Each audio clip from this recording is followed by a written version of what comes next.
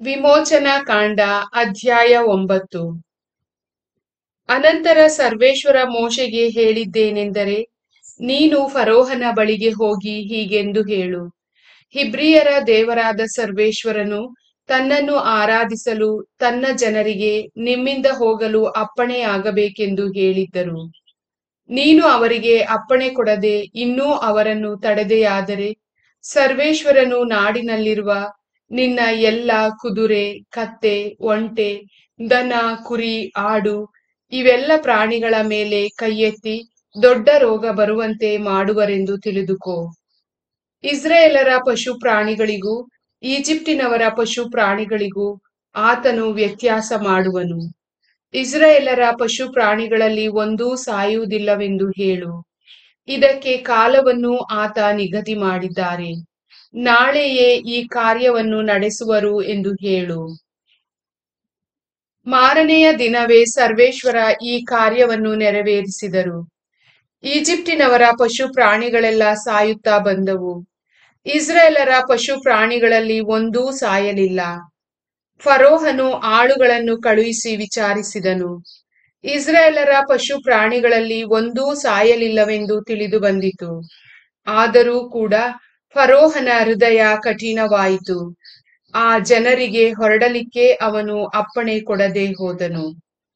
ಸರ್ವೇಶ್ವರ ಮೋಶೆ ಮತ್ತು ಆರೋನರಿಗೆ, ನೀವು ಆವಿಗೆಯ ಬೂದಿಯನ್ನು ಕೈತುಂಬ ತೆಗೆದುಕೊಳ್ಳಿ, ಮೋಶೆ ಅದನ್ನು ಫರೋಹನ ಕಣ್ಮುಂದೆ ಆಕಾಶಕ್ಕೆ ತೂರಲಿ. ಅದು ಪುಡಿ ಪುಡಿಯಾಗಿ ಈಜಿಪ್ಟ್ ದೇಶದಲ್ಲೆಲ್ಲ ಹಬ್ಬಿ ಮನುಷ್ಯರಲ್ಲೂ ಪಶು ಪ್ರಾಣಿಗಳಲ್ಲೂ ಕುರುಗಳನ್ನೆಬ್ಬಿಸಿ ಒಡೆದು ಹುಣ್ಣಾಗುವಂತೆ ಮಾಡುವುದು ಎಂದು ಹೇಳಿದರು. ಮೋಶೆ ಮತ್ತು ಆರೋನರು ಆವಿಗೆಯ ಬೂದಿಯನ್ನು ತೆಗೆದುಕೊಂಡು ಫರೋಹನ ಮುಂದೆ ನಿಂತುಕೊಂಡರು. ಮೋಶೆ ಆ ಬೂದಿಯನ್ನು ಆಕಾಶಕ್ಕೆ ತೂರಿದನು, ಅದು ಮನುಷ್ಯರಲ್ಲೂ ಪಶು ಪ್ರಾಣಿಗಳಲ್ಲೂ ಕುರುಗಳನ್ನೆಬ್ಬಿಸಿ ಒಡೆದು ಹುಣ್ಣಾಗುವಂತೆ ಮಾಡಿತು. ಆ ಹುಣ್ಣುಗಳು ಮಂತ್ರವಾದಿಗಳಲ್ಲೂ ಈಜಿಪ್ಟಿನವರೆಲ್ಲರಲ್ಲೂ ಇದ್ದುದರಿಂದ ಆ ಮಂತ್ರವಾದಿಗಳು ಹುಣ್ಣುಗಳ ನಿಮಿತ್ತ ಮೋಶೆಯ ಮುಂದೆ ನಿಲ್ಲಲಾರದೆ ಹೋದರು. ಆದರೂ ಸರ್ವೇಶ್ವರ ಮೋಶೆಗೆ ಮುಂತಿಳಿಸಿದಂತೆಯೇ ಆಯಿತು. ಸರ್ವೇಶ್ವರ ಫರೋಹನ ಹೃದಯವನ್ನು ಕಠಿಣಗೊಳಿಸಿದ್ದರಿಂದ ಅವನು ಅವರ ಮಾತಿಗೆ ಕಿವಿಗೊಡದೆ ಹೋದನು. ಬಳಿಕ ಸರ್ವೇಶ್ವರ ಮೋಶೆಗೆ ಇಂತೆಂದರು, ನೀನು ಬೆಳಗ್ಗೆ ಎದ್ದು ಹೋಗಿ ಫರೋಹನ ಮುಂದೆ ನಿಂತುಕೊಂಡು ಹೀಗೆನ್ನಬೇಕು, ಹಿಬ್ರಿಯರ ದೇವರಾದ ಸರ್ವೇಶ್ವರ ನಿನಗೆ ಮಾಡುವ ಆಜ್ಞೆ ಇದು, ನನ್ನನ್ನು ಆರಾಧಿಸಲು ನನ್ನ ಜನರಿಗೆ ಅಪ್ಪಣೆ ಕೊಡಬೇಕು. ಇಲ್ಲವಾದರೆ ಈ ಸಾರಿ ವಿಧಿಸುವ ಈ ಬಾಧೆಗಳು ನಿನ್ನ ಪ್ರಜಾಪರಿವಾರದವರಿಗೆ ಮಾತ್ರವಲ್ಲ, ನಿನಗೂ ತಗಲುವುದು. ಇದರಿಂದ ಇಡೀ ಲೋಕದಲ್ಲಿ ನನಗೆ ಸಮಾನರು ಬೇರೆ ಯಾರೂ ಇಲ್ಲವೆಂದು ನೀನು ತಿಳಿದುಕೊಳ್ಳುವೆ. ನಾನು ಕೈಯೆತ್ತಿ ನಿನ್ನನ್ನು ನಿನ್ನ ಪ್ರಜೆಗಳನ್ನು ಅಂಟು ರೋಗದಿಂದ ಸಾಯಿಸಬಹುದಾಗಿತ್ತು, ಆಗ ನೀನು ಈವರೆಗೆ ಭೂಮಿಯಲ್ಲಿ ಇರದಂತೆ ನಿರ್ಮೂಲವಾಗುತ್ತಿದ್ದೆ. ಆದರೆ ನಾನು ನಿನ್ನಲ್ಲಿ ನನ್ನ ಶಕ್ತಿಯನ್ನು ತೋರಿಸಿ ನನ್ನ ಹೆಸರನ್ನು ಲೋಕದಲ್ಲೆಲ್ಲ ಪ್ರಸಿದ್ಧಿಪಡಿಸಬೇಕೆಂಬ ಉದ್ದೇಶದಿಂದಲೇ ನಿನ್ನನ್ನು ಸಾಯಿಸದೆ ಉಳಿಸಿದ್ದೇನೆ. ನೀನು ನನ್ನ ಜನರನ್ನು ಇನ್ನೂ ಹೋಗಗೊಡದೆ ಅವರ ಮುಂದೆ ಅಡ್ಡಿ ಆತಂಕಗಳನ್ನು ಒಡ್ಡುತ್ತಿರುವೆಯೋ?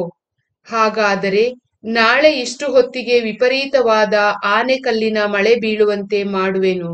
ಈಜಿಪ್ಟಿನ ರಾಜ್ಯ ಸ್ಥಾಪಿತವಾಗಿ ಇಂದಿನವರೆಗೂ ಬೀಳದಂತ ಕಲ್ಲಿನ ಮಳೆ ಬೀಳುವುದು.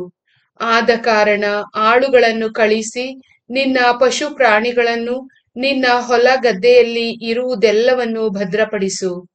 ಮನೆಗೆ ಸೇರದೆ ಹೊರಗೆ ಇರುವ ಎಲ್ಲ ನರಮಾನವರು ಪಶು ಪ್ರಾಣಿಗಳು ಆ ಕಲ್ಲಿನ ಮಳೆಯ ಹೊಡೆತದಿಂದ ಸಾಯುವರು. ಫರೋಹನ ಸೇವಕರಲ್ಲಿ ಕೆಲವರು ಸರ್ವೇಶ್ವರನ ಈ ಮಾತಿಗೆ ಹೆದರಿ ತಮ್ಮ ಆಳುಗಳನ್ನು ಪಶು ಪ್ರಾಣಿಗಳನ್ನು ಬೇಗನೆ ಮನೆಗೆ ಬರಮಾಡಿಕೊಂಡರು. ಮಿಕ್ಕವರು ಆ ಮಾತನ್ನು ಗಮನಕ್ಕೆ ತಂದುಕೊಳ್ಳದೆ ತಮ್ಮ ಆಳುಗಳನ್ನು ಪಶು ಪ್ರಾಣಿಗಳನ್ನು ಹೊಲಗದ್ದೆಗಳಲ್ಲೇ ಬಿಟ್ಟರು. ಸರ್ವೇಶ್ವರ ಮೋಶೆಗೆ, ಆಕಾಶದತ್ತ ನಿನ್ನ ಕೈ ಚಾಚು, ಆಗ ಈಜಿಪ್ಟ್ ದೇಶದಲ್ಲೆಲ್ಲ ಆನೆಕಲ್ಲಿನ ಮಳೆ ಬೀಳುವುದು, ಮನುಷ್ಯರ ಮೇಲೂ ಮೃಗಗಳ ಮೇಲೂ ಹೊಲದಲ್ಲಿನ ಪೈರು ಪಚ್ಚೆಗಳ ಮೇಲೂ ಬೀಳುವುದು ಎಂದು ಹೇಳಿದರು. ಅಂತೆಯೇ ಮೋಶೆ ತನ್ನ ಕೋಲನ್ನು ಆಕಾಶದ ಕಡೆಗೆ ಚಾಚಿದಾಗ ಸರ್ವೇಶ್ವರ ಗುಡುಗನ್ನು ಆನೆಕಲ್ಲಿನ ಮಳೆಯನ್ನು ಕಳುಹಿಸಿದರು. ಸಿಡಿಲುಗಳು ನೆಲಕ್ಕೆ ಅಪ್ಪಳಿಸಿದವು. ಈಜಿಪ್ಟ್ ದೇಶದ ಮೇಲೆ ಆನೆಕಲ್ಲಿನ ಮಳೆಯನ್ನು ಸುರಿಸಿದರು ಸರ್ವೇಶ್ವರ. ಆ ಮಳೆ ಬಲು ರಭಸವಾಗಿತ್ತು. ಅದರೊಂದಿಗೆ ಮಿಂಚು ಫಳಫಳನೆ ಹೊಳೆಯುತ್ತಿತ್ತು. ಈಜಿಪ್ಟಿನವರು ಒಂದು ರಾಷ್ಟ್ರವಾದಂದಿನಿಂದ ಆ ದೇಶದಲ್ಲಿ ಅಂಥ ಘೋರವಾದ ಆನೆಕಲ್ಲಿನ ಮಳೆ ಆಗಿರಲಿಲ್ಲ. ಆ ಮಳೆಯಿಂದ ಈಜಿಪ್ಟ್ ದೇಶದ ಎಲ್ಲ ಕಡೆಯಲ್ಲಿ ಮನುಷ್ಯರು, ಮೃಗಗಳು ಮಾತ್ರವಲ್ಲ, ಬಯಲಿನಲ್ಲಿ ಇದ್ದ ಎಲ್ಲವೂ ನಾಶವಾದವು. ಹೊಲ ಗದ್ದೆಗಳಲ್ಲಿದ್ದ ಪೈರು ಪಚ್ಚೆಗಳೆಲ್ಲವೂ ಬಿದ್ದು ಹೋದವು. ಇಸ್ರಾಯೇಲರು ವಾಸವಾಗಿದ್ದ ಗೋಷೆನ್ ಪ್ರಾಂತ್ಯದಲ್ಲಿ ಮಾತ್ರ ಆ ಮಳೆ ಬೀಳಲಿಲ್ಲ. ಆಗ ಫರೋಹನು ಮೋಶೆ ಮತ್ತೆ ಆರೋನರನ್ನು ಕರೆಯಿಸಿ ಅವರಿಗೆ, ನಾನು ಅಪರಾಧಿ ಎಂದು ಈಗ ಒಪ್ಪಿಕೊಳ್ಳುತ್ತೇನೆ. ಸರ್ವೇಶ್ವರನು ಸತ್ಯವಂತನು, ನಾನು ನನ್ನ ಜನರು ತಪ್ಪಿತಸ್ಥರು. ಈ ಭಯಂಕರವಾದ ಗುಡುಗು ಮತ್ತು ಆನೆಕಲ್ಲು ಮಳೆ ಇನ್ನು ಸಾಕೇ ಸಾಕು. ಇವುಗಳನ್ನು ನಿಲ್ಲಿಸುವಂತೆ ಸರ್ವೇಶ್ವರನನ್ನು ಪ್ರಾರ್ಥಿಸಿರಿ. ಈ ದೇಶವನ್ನು ಬಿಟ್ಟು ಹೋಗುವುದಕ್ಕೆ ನಿಮಗೆ ಅಪ್ಪಣೆ ಕೊಡುತ್ತೇನೆ. ಇನ್ನು ನಿಮ್ಮನ್ನು ತಡೆಯುವುದಿಲ್ಲ ಎಂದು ಹೇಳಿದನು. ಅದಕ್ಕೆ ಮೋಶೆ, ನಾನು ಈ ಪಟ್ಟಣದಿಂದಾಚೆ ಹೋದ ಕೂಡಲೇ ಸರ್ವೇಶ್ವರ ಸ್ವಾಮಿಯ ಕಡೆಗೆ ಕೈಯೆತ್ತಿ ಪ್ರಾರ್ಥಿಸುವೆನು. ಆಗ ಗುಡುಗು ಮತ್ತು ಕಲ್ಲಿನ ಮಳೆಯು ನಿಂತು ಹೋಗುವು.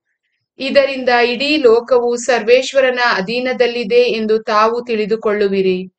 ಆದರೂ ತಾವಾಗಲಿ ತಮ್ಮ ಪರಿವಾರದವರಾಗಲಿ ದೇವರಾದ ಸರ್ವೇಶ್ವರನಿಗೆ ಭಯಪಡುವುದಿಲ್ಲವೆಂದು ಬಲ್ಲೆನು ಎಂದನು. ಜವೆಗೋದಿ ಮತ್ತು ಅಗಸೆ ಬೆಳೆಗಳು ನಾಶವಾದವು, ಏಕೆಂದರೆ ಜವೆಗೋದಿ ತೆನೆ ಬಿಟ್ಟಿತ್ತು, ಅಗಸೆ ಮೊಗ್ಗು ಕಚ್ಚಿತ್ತು. ಆದರೆ ಗೋಧಿ ಮತ್ತು ಕಡಲೆ ಹಿಂದಿನ ಬೆಳೆಗಳಾದ್ದರಿಂದ ಅವುಗಳಿಗೆ ನಷ್ಟವಾಗಲಿಲ್ಲ. ಮೋಶೆ ಫರೋಹನನ್ನು ಬಿಟ್ಟು ಪಟ್ಟಣದಿಂದ ಹೊರಗೆ ಬಂದು ಸರ್ವೇಶ್ವರ ಸ್ವಾಮಿಯ ಕಡೆಗೆ ಕೈಯೆತ್ತಿ ಪ್ರಾರ್ಥಿಸಿದನು. ಗುಡುಗು, ಆನೆಕಲ್ಲು ಹಾಗೂ ಮಳೆ ನಿಂತು ಹೋದವು. ಆದರೆ ಆ ಕಲ್ಲು ಮಳೆ, ಗುಡುಗು ನಿಂತು ಹೋದದ್ದನ್ನು ಫರೋಹನು ಕಂಡಾಗ ಅವನು ಹಾಗೂ ಅವನ ಪರಿವಾರದವರು ತಮ್ಮ ಹೃದಯಗಳನ್ನು ಪುನಃ ಕಠಿಣವಾಗಿಸಿಕೊಂಡು ಪಾಪ ಕಟ್ಟಿಕೊಂಡರು. ಮೋಶೆಯ ಮುಖಾಂತರ ಸರ್ವೇಶ್ವರ ಹೇಳಿಸಿದಂತೆಯೇ ಆಯಿತು. ಫರೋಹನ ಹೃದಯ ಕಲ್ಲಾಯಿತು. ಇಸ್ರಾಯೇಲರನ್ನು ಅವನು ಹೋಗಲು ಬಿಡಲಿಲ್ಲ. ಪ್ರಭುವಿನ ವಾಕ್ಯ.